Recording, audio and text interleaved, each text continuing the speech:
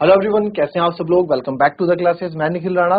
Class 9th का अपना maths का चैप्टर जो है linear polynomial, introduction to linear polynomial, हालांकि हम वो कर चुके हैं, बट उसके वर्ड प्रॉब्लम्स हम अभी कर रहे हैं क्योंकि अलजेब्रा के वर्ड प्रॉब्लम्स हम नहीं किए और ये नई बुक जो आपकी आ रखी है उसके अकॉर्डिंग हम इसमें वर्ड प्रॉब्लम्स कवर कर रहे हैं। ठीक है, तो जैसे कि आपने देखा मैं आपको क्वेश्चन, ठीक है, तो इसमें लीनियर पॉलिनोमियल से रिलेटेड चीज हम यहाँ पढ़ रहे हैं। ठीक है, और लर्निंग प्लेटफॉर्म नहीं, दो थे। चलिए क्वेश्चन है, एक क्वेश्चन और लिखो इससे पहले, इस पे हम आते हैं। अभी ये हो गया कि कोई टेलीकॉम कंपनी है, charges 600 for a certain recharge scheme, the prepaid balance is reduced by ₹15 each day after recharge, write an equation that modulus remaining balance bx after using the scheme for x days, explain y to present the linear decay. जैसे हम पहले linear growth की बता रहे थे, इससे पहले यहाँ बता रहे हैं लीनियर डीके क्यों। चलो इस क्वेश्चन को करो जरा एक बार, क्या बना सकते हैं आप।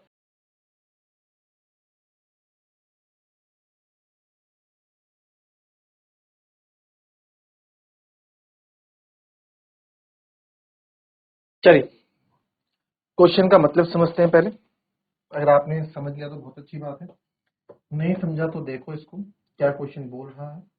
क्वेश्चन सिंपल सी इतनी बात बोल रहा है यहाँ पे कि एक टेलीकॉम कंपनी है जो 600 रुपए चार्ज करती है सर्टेन रिचार्ज स्कीम के लिए, कुछ दिन के लिए, हमें नहीं पता कितने दिन के लिए। भाई 600 रुपए का कोई कंपनी रिचार्ज दे रही है, वो कितने महीने का दे रही है, दिन का हमें नहीं पता। अब जब रिचार्ज आपने 600 रुपए का रिचार्ज जब आपने करा दिया, तो दिस प्रीपेड बैलेंस मतलब जो हम रिचार्ज पहले ही करा देते हैं। भाई एक होता है पोस्ट पेड, एक होता है प्रीपेड। प्रीपेड मतलब आपको आगे आने वाले महीने में अपना नेट डाटा यूज करना है, तो आपको पहले रिचार्ज करना पड़ेगा, फिर जाके आप यूज करेंगे। और पोस्ट पेड ही होता है कि आप पहले नेट वेट यूज करो, फिर हर महीने के बाद एक रिजल्ट आ जाएगा, एक आपका बिल आ जाएगा कि भाई आपने इतना नेट यूज किया, इतना किया, तो उससे आप पोस्ट पेड बिल भर दो। ठीक है, तो अब इसमें ये है प्रीपेड कि आपको रिचार्ज करना है, और प्रीपेड बैलेंस रिड्यूस बाय 15 रुपए ईच डे, और उस 600 रुपए के रिचार्ज से हर दिन 15 रुपए कट जाते हैं। आज एक दिन हो गया तो एक दिन 15 रुपए। अब 15 रुपए में आप सब कुछ दे रहा होगा, अब हमें नहीं पता क्या क्या 15 रुपए में दे रहा है, यूज कर रहा है, बट 15 रुपए कटने। और 600 रुपए फॉर सर्टेन डे है ना, हमें नहीं पता फॉर सर्टेन रिचार्ज स्कीम, हमें नहीं पता कितने दिन की स्कीम है वो, क्या है, बस हमें इतना पता है कि भाई 600 रुपए दे रहे हो, हर दिन 15 रुपए कट रहे हैं। तो बोल रहा है राइट एन इक्वेशन बताओ कि जो model remaining balance B X, एक इस तरह का आप बताओ कि जो इस तरह की इक्वेशन बनाओ जो remaining balance of B x show करेगा after using the scheme for x days. आपने एक्स डेज के लिए स्कीम यूज करी, इसके लिए एक इक्वेशन बनाओ, और साथ ही साथ आप ये बताओ कि इसको लीनियर डिके क्यों कहा गया है। तो यार इसके लिए हम सबसे पहले इनिशियल जो यहाँ पे लिख लेते हैं, स्टेटमेंट लिख लेते हैं। तो आप बताओ इनिशियल अमाउंट कितना था मेरे पास, 600 रुपीज।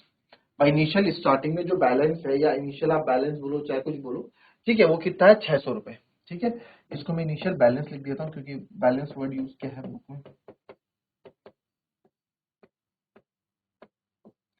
इनिशियल बैलेंस आपका कितना है, 600 रुपए। इनिशियल बैलेंस हमारा कितना है, 600 रुपए। जी सर, इनिशियल बैलेंस हमारा 600 रुपए है। ओके जी, इनिशियल बैलेंस तो, और हर दिन 15 रुपए रिड्यूस हो रहे हैं, प्रीपेड बैलेंस रिड्यूस। ठीक है, नंबर ऑफ या फिर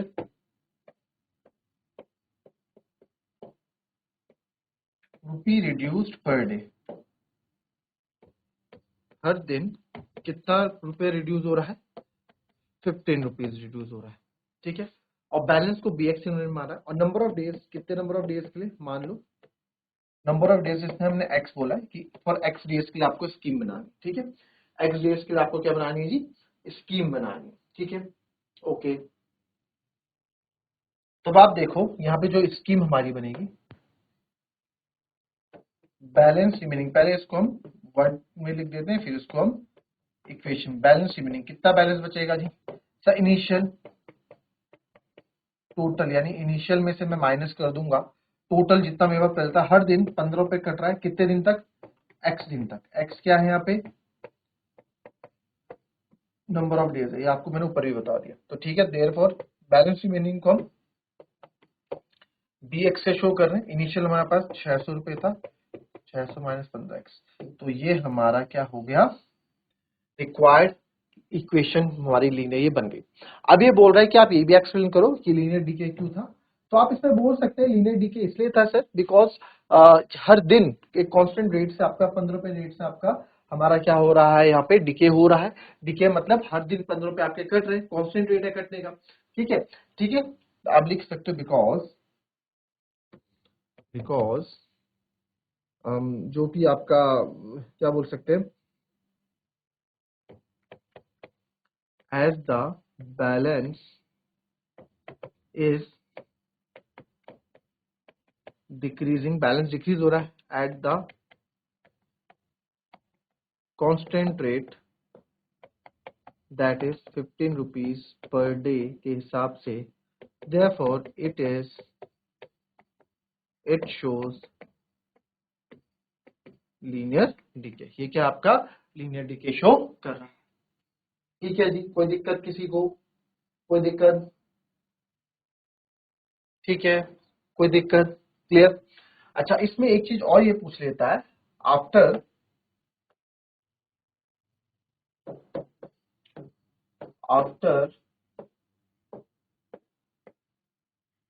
हाउ मैनी डेज विल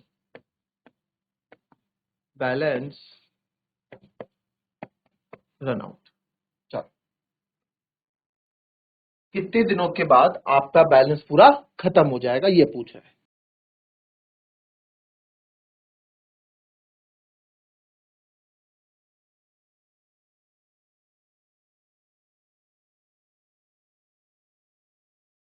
चलिए, अब इसी के अकॉर्डिंग आपको निकालना है कि भाई कितने दिनों बाद ये बैलेंस रन आउट हो जाएगा। बैलेंस रन आउट यानी अब किस तरह से, यानी बैलेंस रन आउट होने का मतलब क्या है, बैलेंस रन आउट मतलब खत्म हो जाएगा।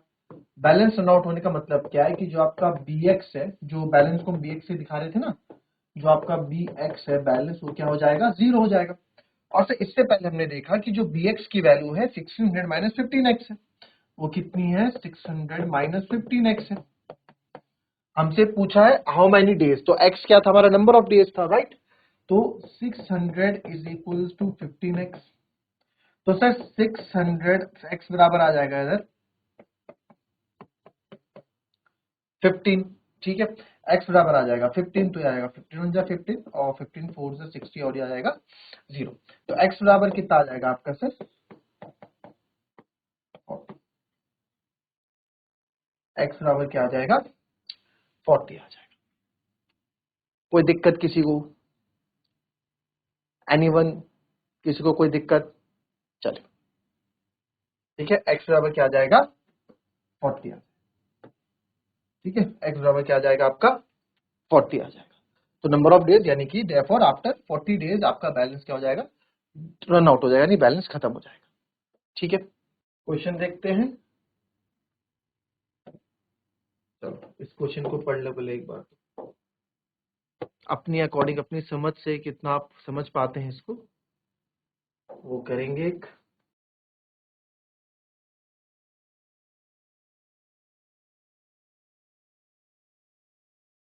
चलिए, पढ़ लिया आप लोगों ने, अब अपने अकॉर्डिंग पढ़ते हैं।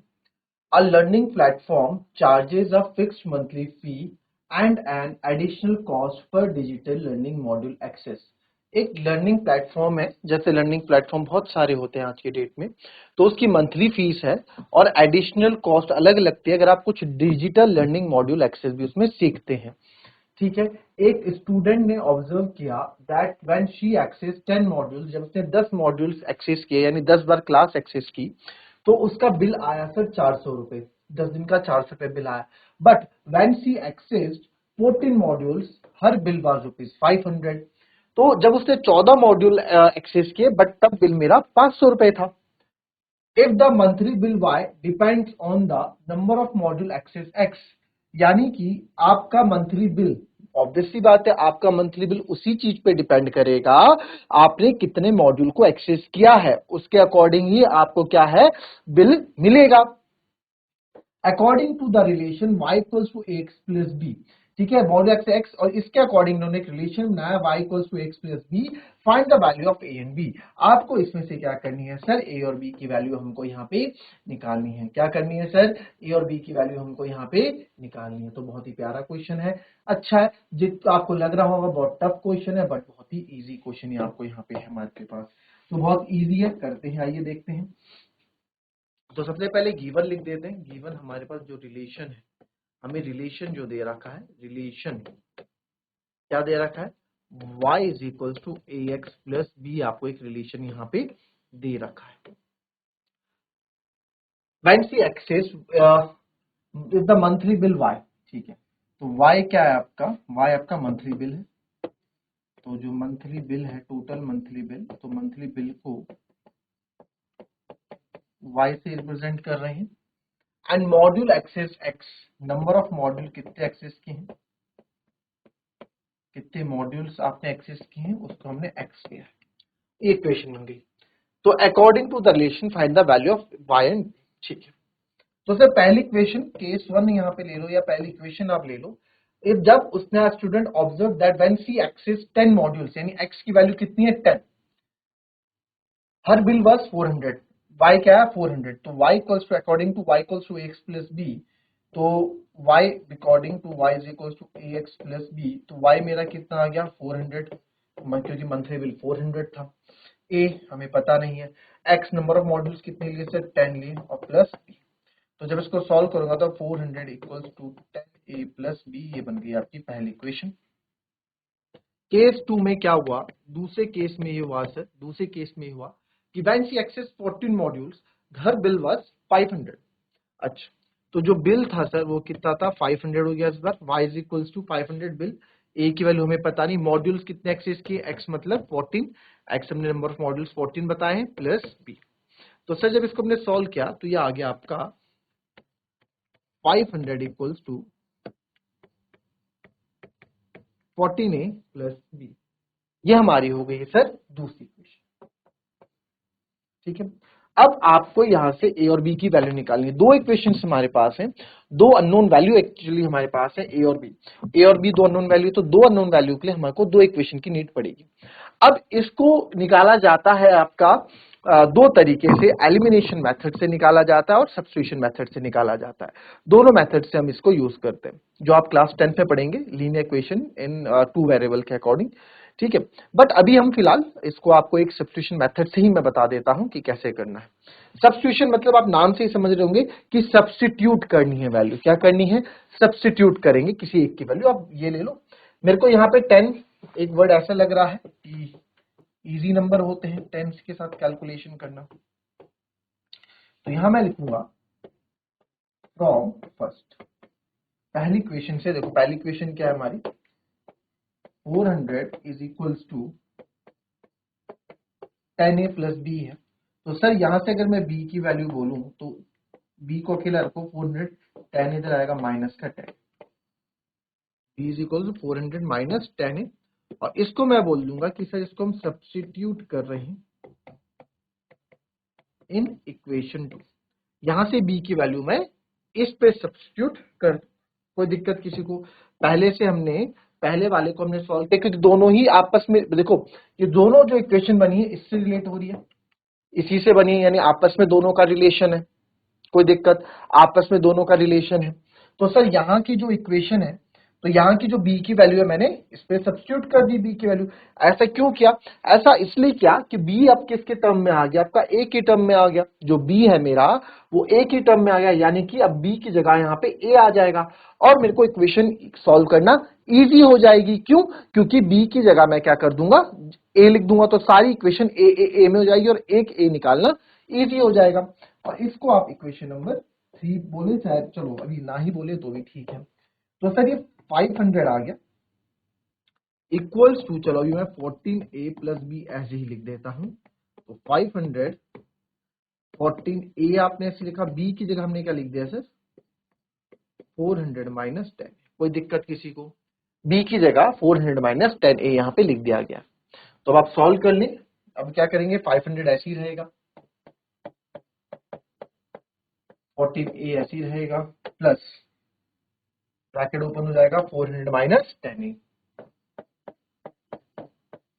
तो वेरिएबल वेरिएबल एक तरफ ले लो, नंबर से एक तरफ, 500 400 इधर आएगा बच्चों, तो माइनस का 400 इधर बचेगा 14a माइनस 10, तो 500 से 400 का कितना बचेगा सर 100, और 14 में से 10 जाएगा कितना बचेगा 4। तो a की वैल्यू कितनी आ जाएगी, a को आप यहाँ रखो तो 100/4 बराबर a, तो आएगा 2 4 2 जेड 4 5 जेड, तो a बराबर आ जाएगा बच्चों 25। a बराबर क्या आ गया 25। अब इस a को आप कहाँ पुट कर दो, यहाँ पुट कर दो, बस आपकी वैल्यू आ जाएगी। तो put a is equal to 25 in b बराबर हमने क्या माना था 400 माइनस 10 भाई 400 माइनस 10 माना था ना, तो देयरफॉर 400 माइनस 10 इंटू ए हो जाएगा आपका 25, तो हो जाएगा 400 माइनस 250, तो b बराबर आ जाएगा 250 और 5 300 और आएगा 150। b की वैल्यू कितनी आ गई 150। तो अभी आप किसी में भी वैल्यू पुट करके देखो, आपका आंसर सही आना चाहिए, तो आपको पता लग जाएगा आपका आंसर सही है गलत। जैसे 400 equals to 10a plus b था ना, 400 equals to 10a plus b था ना, तो 400 10a कितना है आपका 25 और b कितना है आपका 150, करके देख लो 250 प्लस 150 आपका 400 ही आता है, यानी कि वैल्यू हमारी बिल्कुल सही है। लेफ्ट हैंड साइड और राइट हैंड साइड जब सेम आ रहा है तो दैट मीन्स हमारी वैल्यू बिल्कुल सही है। क्लियर, कॉपी कर देंगे।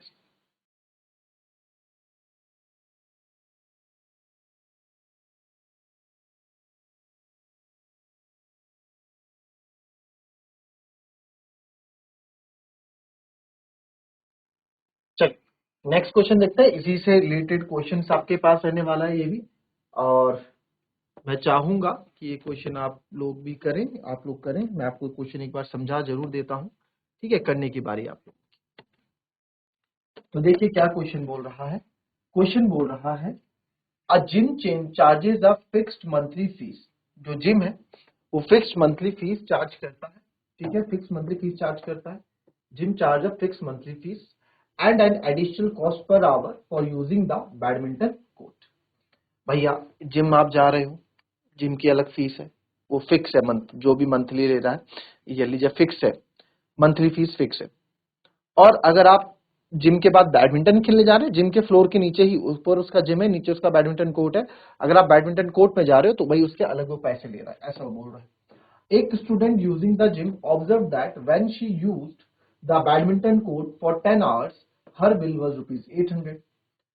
जब वो देखती है कि यार जब मैंने 10 घंटे के लिए बैडमिंटन यूज किया, पूरे महीने वो 10 घंटे उसने यूज किया, तो उसका बिल 800 रुपए आया।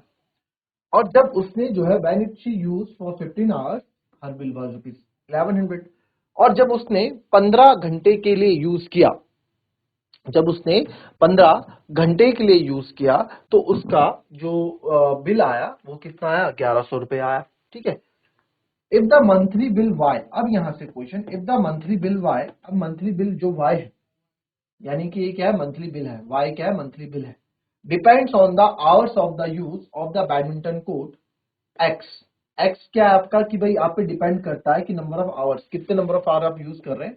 तो अकॉर्डिंग टू द रिलेशन, आपका रिलेशन में y is equals to x plus b, then find the values a and b. बस सेम जैसा हमने अभी क्वेश्चन किया, सेम वैसा क्वेश्चन ये है, बट इसमें बस कहानी बदल दी गई है, बाकी क्वेश्चन सेम वैसा ही है, आप करोगे मिलके होमवर्क, ठीक है। तो ये थी हमारी आज की क्लास, मिलेंगे आपसे अपनी कल की नेक्स्ट क्लास में, तब तक के लिए be happy, be healthy and be safe. Thank you and have a nice day.